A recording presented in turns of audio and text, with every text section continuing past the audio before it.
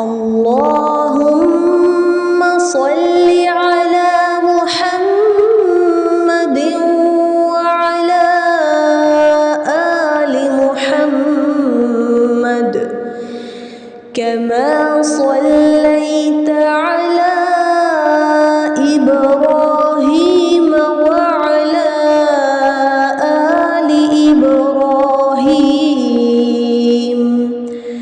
إنك حميد مجيد. اللهم بارك على محمد وعلى آل محمد كما باركت على إبراهيم وعلى آل إبراهيم إنك حميد مجيد. بسم اللہ الحمد للہ والصلاة والسلام علی رسول اللہ. رب اشرح لی صدری ویسر لی امری واحلل عقدۃ من لسانی یفقہوا قولی. ناظرین السلام علیکم ورحمۃ اللہ وبرکاتہ. سیرت النبی صلی اللہ علیہ وسلم انگلیوں پر اہم واقعات کو یاد رکھیے آسان طریقے سے 5 منٹ سیریز میں. یہ ہے سبق نمبر 11 جس میں ہم 12واں سال لیں گے مکی دور کا. یاد رکھیے دایاں ہاتھ استعمال کرنا ہے. اس سبق کے 3 حصے ہیں: معراج، پہلی بیعت 12 سے، اور مصعب رضی اللہ عنہ مدینے میں. تو شروع کرتے ہیں ہم پہلے حصے سے، معراج کا سفر. کئی سالوں سے مشرکین مکہ کا ظلم و ستم جاری تھا. نبی صلی اللہ علیہ وسلم کے دل کو مضبوط کرنے اور اللہ پر بھروسے کو مزید پختہ کرنے کے لیے اللہ کی جانب سے رسول کریم کو خاص تحفہ ملا معراج کا. حضرت جبریل علیہ السلام آپ کو اپنے ساتھ مکے سے بیت المقدس لے گئے. اس کو اسراء کہتے ہیں. بیت المقدس میں آپ نے تمام انبیاء کی امامت فرمائی. پھر جبریل علیہ السلام آپ صلی اللہ علیہ وسلم کو آسمانوں پر لے گئے. اس کو معراج کہتے ہیں. وہاں آپ کو 7 آسمانوں کی سیر کرائی گئی. ہر آسمان پر آپ صلی اللہ علیہ وسلم نے مختلف انبیاء کرام سے ملاقات کی. جنت و دوزخ کے بھی مناظر آپ کو دکھائے گئے. اسی معراج کے سفر میں امت مسلمہ پر 5 وقت کی نمازیں فرض کی گئیں. نیز سورہ بقرہ کی آخری 2 آیتیں بھی عطا کی گئیں.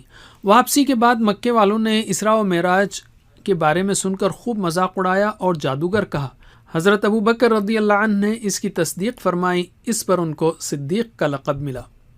اسباق و عمل. معراج کے اس واقعے سے پتہ چلتا ہے کہ اللہ کے نزدیک رسول اللہ صلی اللہ علیہ وسلم کا مقام کتنا بلند ہے.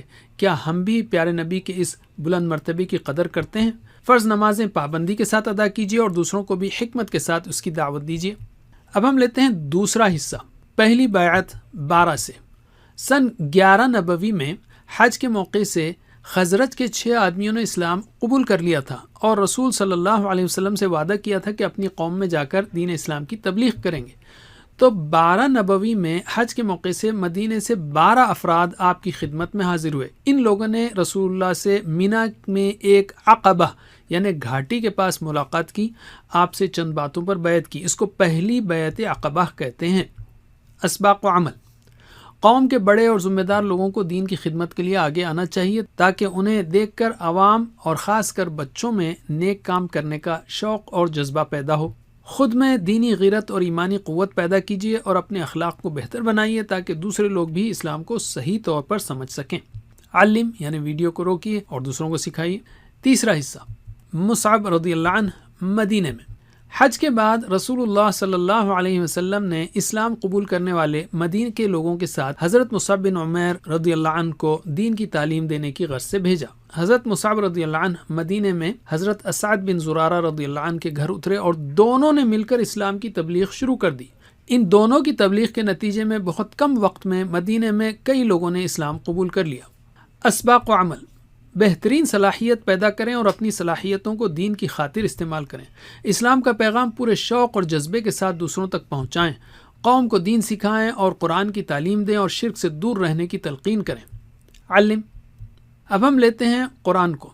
یاد رکھیے نزول کے اعتبار سے قرآنی پاروں کے 4 بڑے حصے کیے جا سکتے ہیں۔ مکی زندگی کے چوتھے دور یعنی 11 سے 13 نبوی میں یہ 15 صورتیں نازل ہوئیں، تقریباً 8 پاروں کے برابر۔ کم از کم 7 سے 14 پاروں کو یاد رکھیے، سوائے 10 کے، 7 سے 14۔ پچھلے دور میں 17 سے 24 تھا اور یہ 7 سے 14، تو یاد رکھنا آسان ہے۔ یاد رکھیے ان پاروں میں دوسری صورتیں بھی ہو سکتی ہیں۔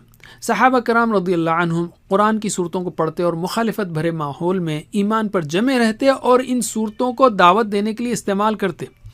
قرآن کو سمجھ کر پڑھیے تاکہ ہمارے لیے بھی اللہ کے دین پر عمل کرنا، اس پر جمے رہنا، اس کے ذریعے دین کا پیغام پھیلانا ممکن ہو۔ اب ہم لیتے ہیں حدیث کو۔